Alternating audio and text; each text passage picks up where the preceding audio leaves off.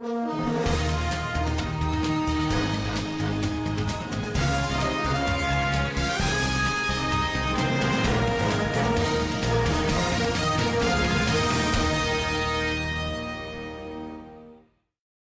Doctors, मैं doctor Abrar मुल्तानी आज आपको बताऊंगा कि जो हिजामा है, हिजामा थेरेपी है, उसको कैसे किया जाता है। हम हिजामा के बारे में बहुत जानते हैं, लेकिन अभी बहुत सारे डॉक्टर्स उसे करना नहीं जानते हैं।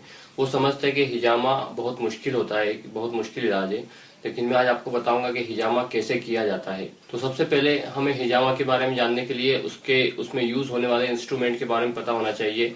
तो मैं बताता हूँ कि सबसे पहले हमें इंस्ट्रूमेंट में चाहिए एक पंप। यह होता है वैक्यूम पंप। इस वैक्यूम पंप से हम वैक्यूम क्रिएट करते हैं। पहले के जमाने में जब वैक्यूम पंप का इन्वेंशन नहीं हुआ था तो लोग आग का यूज करते थे। कप के अंदर आग रखते थे, सीन के अंदर आग रखते थे, उसे पर्टिकुलर प्लेस पे लगाते थे और वो लगाने से फिर वहां पे जो एयर है वो बर्न हो जाती थी, वैक्यूम क्रिएट होता था। लेकिन आजकल ये वैक्यूम पंप आता है, इसका हैंडल होता है, इसे हम और फिर इसके बाद हमें चाहिए एक कप, एक नया डिस्पोजेबल कप। ये कप जो है ये प्लास्टिक मटेरियल का आता है। पहले कांच के आते थे जिसे उबालते थे, लेकिन आजकल नियम सख्त हो गए हैं तो इन कप्स को अब डिस्पोज करना पड़ता है। मतलब सिंगल यूज होते हैं, यूज एंड थ्रो, एक बार यूज करिए और फिर इसे फेंक दीजिए। इस कप के ये पार्ट हैं स्पेसिफिकली दो, ये इसकी बॉडी और ये है इसकी की। ये इसे हम बोल सकते हैं लॉक। अगर हम इसे ऊपर उठाएंगे तो ये लॉक खुलेगा, अगर हम इसे दबा देंगे तो लॉक क्लोज हो जाएगा। जब हम इसे ऊपर उठाएंगे तो ही एयर अंदर या बाहर आ जा सकती है। इस मतलब कि जब हम इसको यूज करेंगे, हम इसे कप में फिट करेंगे तो हमें ये की ऊपर रखना है, फिर हम इसको ऐसे फिट कर लेंगे और जो बॉडी का पर्टिकुलर पार्ट है उसमें हम इसे लगा देंगे और लगाकर इस वैक्यूम से वैक्यूम क्रिएट कर देंगे बॉडी के पर्टिकुलर एरिया में। तो दो इंस्ट्रूमेंट ये हुए। जो थर्ड हमें चाहिए चीज वह है डिस्पोजेबल ब्लेड। एक सर्जिकल ब्लेड हो बहुत अच्छी क्वालिटी की और डिस्पोजेबल, मतलब कि यूज एंड थ्रो, स्टेराइल हो।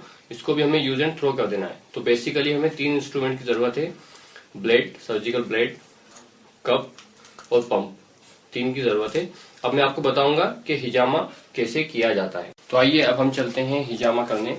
ये है हमारे पेशेंट मिस्टर प्रमोद शर्मा जी। इनको पेन है सर्वाइकल, यहाँ से लेकर यहाँ तक इनको सीवियर पेन होता है जो रेडिएट होता है यहाँ से लेके कंधों में, हाथों में। इन्हें चक्कर भी आते हैं। तो अब हमने इनके पॉइंट डिसाइड किए, ये दो है ना।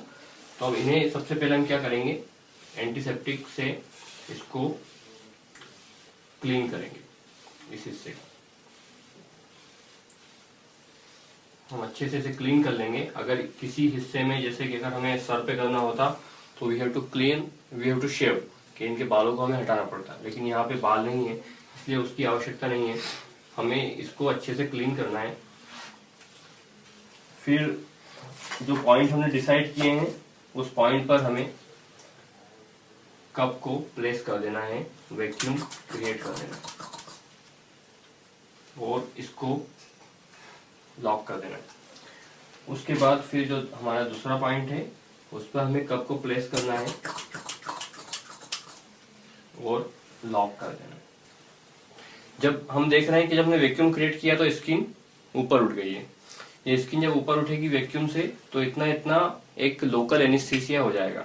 मतलब ऐसा लगेगा कि इनका हिस्सा इतना इतना सुन्न हो गया है। अब हम इसे 5 मिनट तक ऐसे ही रहने देंगे। हमें पेशेंट को हिजामा के लिए एकदम खाली पेट बुलाना है।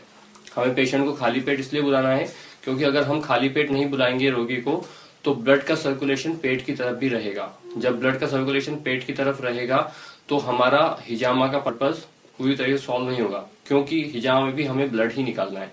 इसलिए हमारे हार्ट के ऊपर एक कंफ्यूजन क्रिएट होगा, हार्ट में कंफ्यूजन क्रिएट होगा कि मैं ब्लड सप्लाई किधर करूं, पेट की तरफ करूं या कि पर्टिकुलर हिस्से की तरफ। तो हमें खाली पेट बुलाना है। अगर पेशेंट डायबिटिक है तो हमें डायबिटिक पेशेंट की अगर डायबिटीज कंट्रोल है तो ही हिजामा करना है, अदरवाइज नहीं करना है। अगर पेशेंट कोई एंटीकोगुलेंट मेडिसिन खाता है, ऐसी दवाई खाता है जिससे कि खून पतला हो, तो वह दवाई कम से कम उसे 72 घंटे पहले बंद करना पड़ेगी। अगर हम ऐसा नहीं करते हैं तो ब्लीडिंग होती रहेगी, ब्लीडिंग स्टॉप नहीं होगी। तो हमें बहुत सारी बातों का ख्याल रखना है। पहला, पेशेंट को खाली पेट बुलाना है। दूसरा कि वो कोई भी जो मेडिसिन है जो खून पतला करती है वो ना खाता हो। तीसरा, अगर उसको डायबिटीज है तो वो कंट्रोल में हो। चौथा हमें ध्यान रखना है कि पेशेंट हीमोफिलिक ना हो। हीमोफीलिया के अंदर पेशेंट का ब्लड जो होता है वो बहता रहता है। वो अगर कट लगा और अगर हीमोफिलिक पेशेंट है तो उसका सारा सारा ब्लड निकल जाएगा, एक इमरजेंसी कंडीशन पैदा होगी। तो हमें पेशेंट को अगर हीमोफीलिया है तो उसका हिजामा नहीं करना है। फिर अगर पेशेंट प्रेग्नेंट लेडी है तो उस प्रेगनेंसी के दौरान भी हिजामा नहीं होगा। अगर लेडी ब्रेस्ट फीडिंग कराती है तो उस दौरान भी हमें हिजामा नहीं करना है। अगर कोई लेडी पेशेंट है जो कि मेंस्ट्रुअल साइकिल के अंदर है तो उसका भी हमें हिजामा नहीं करना है। तो ये सारे पेशेंट है जिनका हमें हिजामा नहीं करना है। अगर बहुत सीवियर एनीमिक है तो अगर बहुत ही ज्यादा जरूरत है तो हम 1 या 2 पॉइंट पे उसका हिजामा कर सकते हैं। बहुत सारे पॉइंट्स पे हिजामा नहीं करना है सीवियर एनीमिक पेशेंट का। हम एक बार में 10 से ज्यादा पॉइंट्स पे हिजामा नहीं कर सकते। 10 से ज्यादा पॉइंट पे अगर हम हिजामा करेंगे तो पेशेंट के अंदर ब्लड लॉस होगा। तो हमें मैक्सिमम 10 कप का यूज करना है और मिनिमम हम 1 कप यूज कर सकते हैं। तो इसको मैंने बताया जैसे आपको कि इसे हमें 5 मिनट तक रखना है जिससे कि एनेस्थाइज्ड हो जाएगा। पेशेंट ऐसे ही लेटे रहेंगे और पेशेंट अगर इस दौरान, जैसे अगर मुस्लिम पेशेंट है तो पैगंबर मोहम्मद सल्लल्लाहु अलैहि वसल्लम ने कहा है कि वो आयतुल कुर्सी पढ़े। ये एक बहुत ही फेमस, सबसे फेमस वर्स है कुरान की, आयतुल कुर्सी। उसको अगर पढ़ेगा तो हमने भी देखा है हमारे हजारों पेशेंट के अंदर कि उन्हें दर्द की फीलिंग फिर बिल्कुल भी नहीं होती है। हजरत अली का कौल है कि अगर कोई पेशेंट आयतुल कुर्सी पढ़े हिजामा के दौरान तो हिजामा का जो इफेक्ट है वो डबल टाइम हो जाएगा। हिजामा के लिए सबसे अच्छे दिन जो माने गए हैं वो बताए गए हैं मंडे और थर्सडे। इन 2 दिनों में हिजामा सबसे ज्यादा लाभ होता है। और 2 दिन को कंट्राइंडिकेट किया गया है बुधवार और शनिचर। वेडनेसडे और सैटरडे को हमें जहां तक कोशिश हो, अगर इमरजेंसी नहीं हो तो हिजामा नहीं करना चाहिए। सबसे ज्यादा असरकारक जो डे हैं वो ल्यूनर मंथ के 17, 19 और 21वीं डेट जो होती है, मतलब कि चंद्रमा की 17, 19, 21 तारीख को यदि हम हिजामा करेंगे सुबह खाली पेट तो वो सबसे ज्यादा फायदेमंद है। और अगर उसमें भी चंद्रमा की 17वीं डेट जो है मंडे को अगर पड़े, मतलब पीर या सोमवार को अगर पड़े तो वो सबसे ज्यादा फायदेमंद होती है। पैगंबर मोहम्मद सल्लल्लाहु अलैहि वसल्लम ने कहा कि अगर चंद्रमा की 17 तारीख हो और मंडे का पीर का दिन हो तो सारी की सारी बीमारियों का उसमें क्योर है।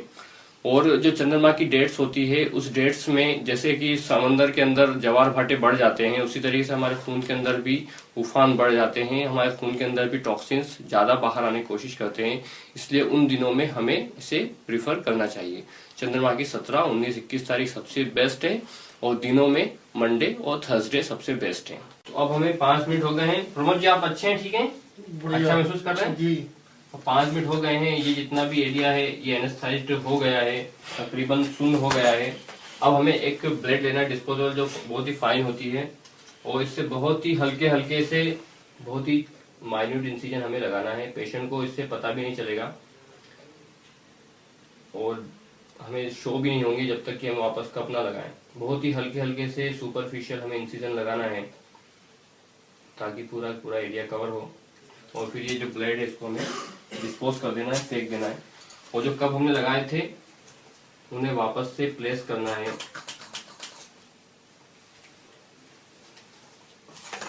ये हमने वापस से कप को लगा दिया है। लॉक लगाना ना भूले अदरवाइज ये लूज हो जाएंगे। ये हमने कप लगा दिए हैं। आप देखेंगे कि इससे ड्रॉप ड्रॉप करके ब्लड निकल के आ रहा है।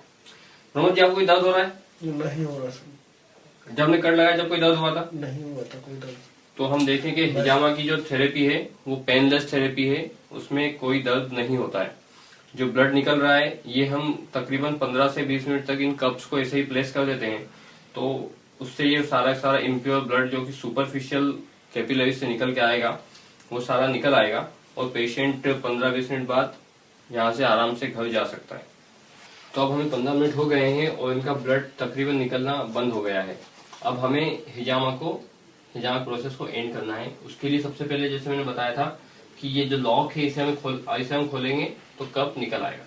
हमें कॉटन को लगा लेना है और ये कप को हमने निकाल दिया। ये कप हमारा निकल गया और ब्लड को हमें यहाँ से क्लीन कर देना। ब्लड हमने क्लीन किया। फिर जो हमारा सेकंड जो कप है उसे भी हमने ऐसे लगाया, लॉक को खोला और ब्लड को हमने क्लीन कर दिया।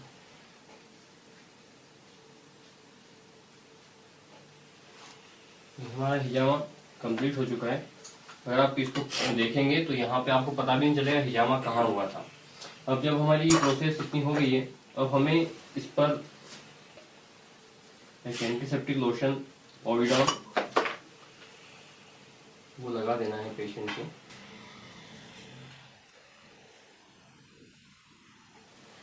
और ये तकरीबन हमारी पूरी की पूरी प्रोसेस कंप्लीट हो गई और हमारा पेशेंट उठ सकते हैं। आप उठ, ये हमारा हिजामा हो गया है। अब हमें पेशेंट को ये बताना पड़ता है कि हिजामा के बाद वो क्या करे और क्या ना करे। हिजामा के बाद पेशेंट को आज पूरे दिन सोना नहीं है, उसे सोना नहीं है, सोएगा वो रात में ही। उसे 2 दिन तक दूध की चीज़ें, मिल्क प्रोडक्ट, नॉनवेज जैसे नॉनवेज गोश्त अंडा वगैरह नहीं खाना है। सिट्रस फ्रूट या खट्टी चीज़ उसको नहीं खाना है, ये उसको एहतियात रखना है। जो हिजामा वाला पार्ट है जहाँ पे हिजामा किया गया था उस हिस्से को साफ रखना है और उस पर 2 दिन में 2-3 बार एंटीसेप्टिक लगाते रहना है। और पेशेंट या तो हिजामा के पहले या हिजामा के बाद टिटनेस का एक टिटनेस टॉक्साइड लगा ले, जिससे कि टिटनेस होने का खतरा ना हो। तो ये कुछ एक विषय बस उसके थोड़े से प्रिकॉशंस हैं, वो पेशेंट को फॉलो करना है। और हम देखेंगे पेशेंट बहुत जल्दी मिरेकुलसली ठीक होते हैं कई सारी बीमारियों में, जैसा कि हम कई सारी जगह जान चुके हैं। थैंक यू, धन्यवाद।